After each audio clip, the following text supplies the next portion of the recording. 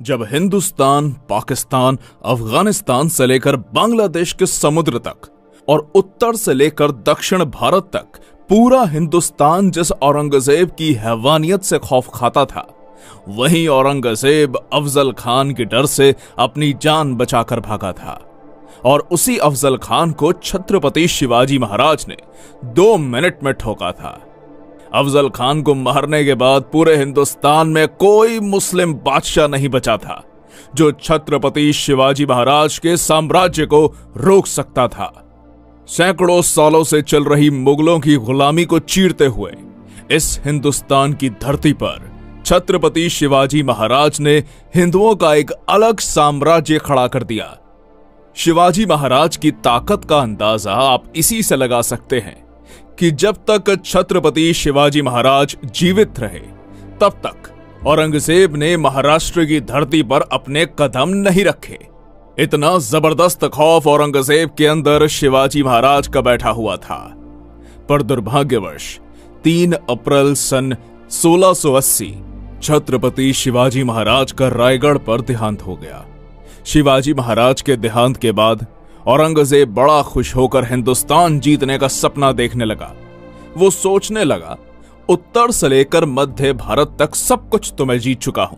अगर दखन से इन मराठों का सफाया कर दूंगा तो पूरे हिंदुस्तान का बादशाह बन जाऊंगा। इसलिए तुरंत अपनी लाखों की सेना लेकर वो दखन में जा उतरा। पर औरंगजेब इस बात से बेखबर था कि छत्रपति शिवाजी महाराज के बाद उनके पुत्र धर्मवीर छत्रपति संभाजी महाराज नंगी तलवार लेकर मुगलों का काल बनकर खड़े थे। जैसे ही मुगलों के कदम महाराष्ट्र की धरती पर पड़े, मराठों ने मुगलों के मस्तक उतारने शुरू कर दिए। जिसके बाद गोवा में पुर्तगीज, मैसूर में चिकादेवराय, कोंकण में सिंधी, मनहारपुर, नासिक, औरंगाबाद में मुगल, एक साथ 12 सल्तनतों को संभाजी महाराज ने मौत के घाट उतारा। संभाजी महाराज के इन भयानक हमलों से औरंगजेब बौखला उठा। कहीं ये मराठे हर हर महादेव की ललकारें देकर दिल्ली पर ना टूट पड़े, ये सोचकर उसका दखन में सांस लेना तक मुश्किल हो गया। औरंगजेब छत्रपति संभाजी महाराज से इतना ज्यादा डर चुका था कि वो एक भी युद्ध में उनके सामने नहीं आया।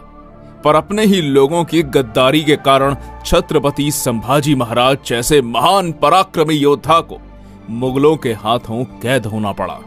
और 11 मार्च सन 1689 को औरंगजेब ने बड़ी दर्दनाक यातनाएं देकर छत्रपति संभाजी महाराज की हत्या कर दी। संभाजी महाराज के देहांत के बाद औरंगजेब को लगा, अब मराठा साम्राज्य पूरी तरह से खत्म।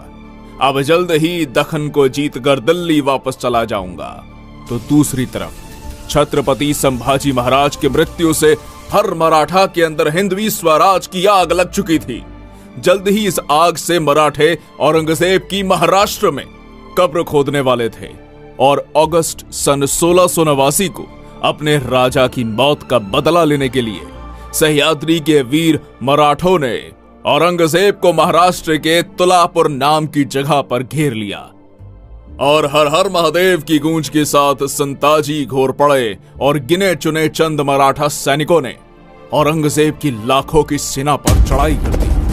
वीर मराठा योद्धा संताजी घोर पड़े ने अपनी खूनी तलवार से मुगल सैनिकों के मुंड काट डाले। मुगल छावनी में घुसकर मराठों ने ऐसा मौत का तांडव मचाया कि हजारों मुगल सैनिकों को काटकर मौत के घाट उतार दिया। मराठों के हाथों हो रही मुगलों की ऐसी भयानक मौत देखकर औरंगजेब का दिमाग ही रास्ते से फिर गया और जान बचाने के लिए वो कायर औरंगजेब उसी क्षण युद्ध छोड़कर भाग गया। औरंगजेब का नसीब अच्छा था कि वो भागने में सफल रहा, नहीं तो मराठे उसे वहीं काटकर जिंदा जमीन में दफना देते। इस युद्ध में भले ही औरंगजेब की जान बच गई, पर पूरे हिंदुस्तान में उसकी इज्जत लुट गई। मराठे यही नहीं रुके, उन्होंने मुगल छावनी के ऊपर के 2 सोने के कलश काटकर पूरी मुगल छावनी को तबाह कर दिया।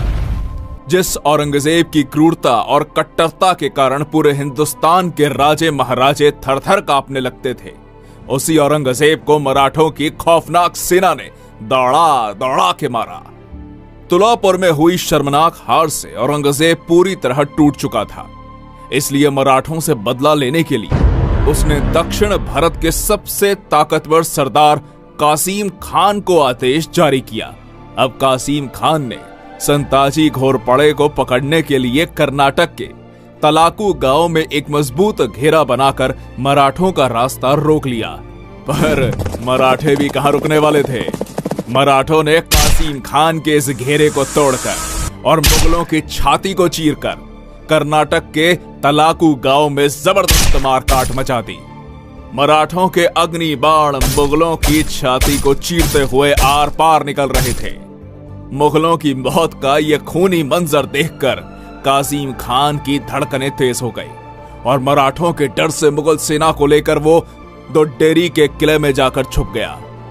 मराठों के पराक्रमी योद्धाओं ने दोड्डेरी के किले को चारों तरफ से घेर लिया। अब मराठा सरसेनापति संताजी घोरपड़े ने अपनी चाल चली और किले के दरवाजे को बाहर से बंद करके हजारों मुगल सैनिकों को कैद करके मार डाला। जो भी मुगल सिपाही किले से बाहर आने की कोशिश करते, मराठे बंदूक की गोलियां चलाकर उन्हें मार डालते। एक तरीके से देखा जाए तो मराठे उन्हें तड़पा तड़पा के मार रहे थे। किले के अंदर खाने के लिए कुछ भी ना होने के कारण घोड़े, हाथी, कुत्ते जैसे जानवर मुगलों ने मारकर खाए। और यहां पर ध्यान देने वाली बात यह है कि जिस कासिम खान को औरंगजेब ने मराठों को मारने के लिए भेजा था, उसी कासिम ने मराठों के डर से किले के अंदर फांसी लगाकर खुदकुशी कर ली। पूरे हिंदुस्तान के इतिहास में मुगलों का ऐसा हाल कभी किसी ने नहीं किया जितना मराठों ने मुगलों का दोड्डेरी के किले में किया। अली मर्दान खान, रुस्तम खान, खुदाबंद खान, हसन अली खान जैसे अनेक ताकतवर योद्धा दिन रात एक करके मराठों का पीछा करते, पर मराठों ने औरंगजेब को नहीं छोड़ा तो भला ये मुगल सरदार मराठों का क्या उखाड़ लेते। उत्तर में उज्जैन से लेकर दक्षिण भारत में मछलीपट्टनम तक मराठों ने मुगल सेना को काट काट कर ऐसा कत्लेआम मचाया कि दक्खन से मुगल सल्तनत का सफाया कर दिया। इधर औरंगजेब विशालगढ़ को घेरा बनाकर बैठा था, तो उधर मराठों ने बुरहानपुर में घुसकर पूरे शहर को तबाह कर दिया। बुरहानपुर के सूबेदार बैदर बख्त और अली मर्दान खान को पकड़कर मराठों ने उनके शरीर के कपड़े छोड़कर सब कुछ लूट लिया। कहा, रोको इन काफिर मराठों को। उठते बैठते जागते सोते सब तरफ मराठे ही मराठे नजर आते। या अल्लाह, होंगे कामयाब या ऐसे ही लौटना पड़ेगा खाली हाथ। ऐसा चिल्लाते चिल्लाते औरंगजेब का महाराष्ट्र में दम घुट रहा था, पर मराठे रुकने का नाम ही नहीं ले रहे थे। ना पराजय की चिंता, ना मौत का डर। मराठे सिर्फ एक ही बात जानते, उड़ाने मुगलों के सर। अब बारी थी मुगलों के घर में घुसकर। इसलिए वीर मराठा योद्धा धनाजी जाधव ने 80,000 की मराठा फौज इकट्ठा करके 4 मार्च सन 1706 को गुजरात पर चढ़ाई कर दी। गुजरात के रतनपुर के युद्ध मैदान में धनाजी जाधव ने अपनी तलवार से ऐसा कत्लेआम मचाया कि नर्मदा की बहती धाराएं भी मुगलों के रक्त से लाल पड़ गई। इस घमासान युद्ध में जो भी मुगल सैनिक मराठों के हाथ में आते, मराठे उनकी गर्दन काटकर सीधा अल्लाह के पास पहुंचा देते। आधी से ज्यादा मुगल सेना मराठों के खूनी तलवार से कट चुकी थी। अनेक जिहादी रणभूमि छोड़कर भाग रहे थे। कुछ नर्मदा नदी में कूद गए और बाकी बची हुई मुगल सेना को मराठे घसीट कर ले गए। खुद गुजरात के सूबेदार अब्दुल हमीद खान ने मराठा सरसेनापति धनाजी जाधव के पैर पकड़ लिए। इस तरह वीर मराठा योद्धा धनाजी जाधव ने अपने शौर्य और साहस के बलबूते पर गुजरात की मुगल सल्तनत को तबाह करके गुजरात में मराठा साम्राज्य का डंका बजाया। ऐसे ही एक के बाद एक औरंगजेब को दर्दनाक जख्म देकर मराठे उसे तबाह करने पर तुले हुए थे। फ्रेंच इतिहासकार निकोलाउ मानुची, जिसने कुछ साल औरंगजेब के दरबार में नौकरी की, इसी के साथ दक्षिण में आने के बाद वो छत्रपति शिवाजी महाराज से भी मिला था। ये मानुची लिखता है दक्खन में मराठों के खिलाफ उतरने से औरंगजेब के हर साल 1 लाख सैनिक और 3 लाख जानवर मारे जाते थे, जिसमें कुछ मराठों के हाथ, कुछ कीचड़ में डूबकर, कुछ भूख के कारण, तो कुछ नदी में बहकर। इतनी दर्दनाक मौत मुगल सैनिकों को मिल रही थी। मुगलों की ऐसी हालत थी तो जानवरों की तो पूछिए ही मत। बेशकीमती खजाना, ऊंट, घोड़े, हाथी, तोपखाने, जो भी मराठों के हाथों लगता मराठे उसे लूटकर साफ कर देते। मराठों के हाथों कुछ न लगे इसलिए मुगल इसमें से बहुत सी चीजों को जला डालते थे। मराठों के लगातार हमलों से औरंगजेब इतना कंगाल हो चुका था कि कई महीनों से मुगल सैनिकों का पगार नहीं हो रहा था। लगातार मराठों से मार खाने के बाद मुगलों की जीत की उम्मीदें टूट चुकी थी। अगर किसी मुगल सरदार को मराठों से किला हासिल भी करना है तो वो मराठों से हाथ मिला लेता और औरंगजेब से छुपकर मराठों को 50,000 से लेकर 2 लाख रुपए तक की रकम देता। बदले में मराठे उसे किला सौंप देते। एक तरीके से देखा जाए तो मराठे मुगलों को लूटकर मस्त पैसा बना रहे थे, तो दूसरी तरफ मराठों से हमने किला जीत लिया ऐसे झूठ बोलकर ये मुगल सरदार औरंगजेब को खुश कर देते, पर असल में वो उसे मूर्ख बनाते थे।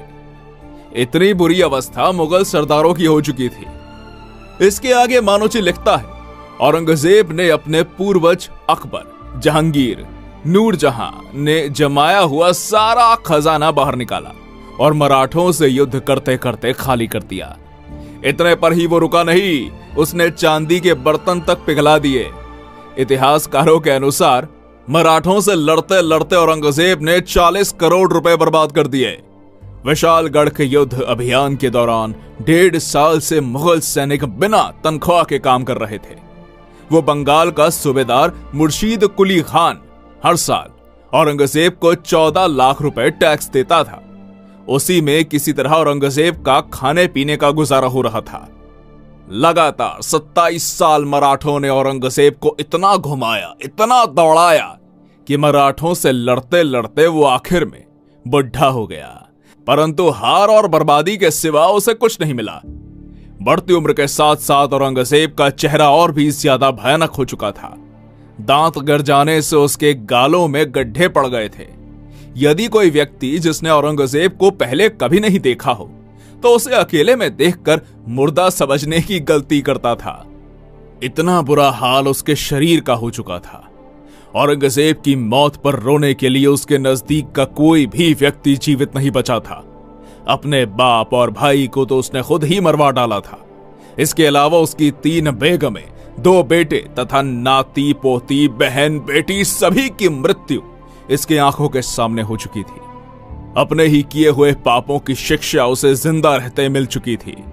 अब औरंगजेब की मृत्यु का समय निकट आ चुका था, इसलिए मरने से पहले वो एक बार दिल्ली जाना चाहता था।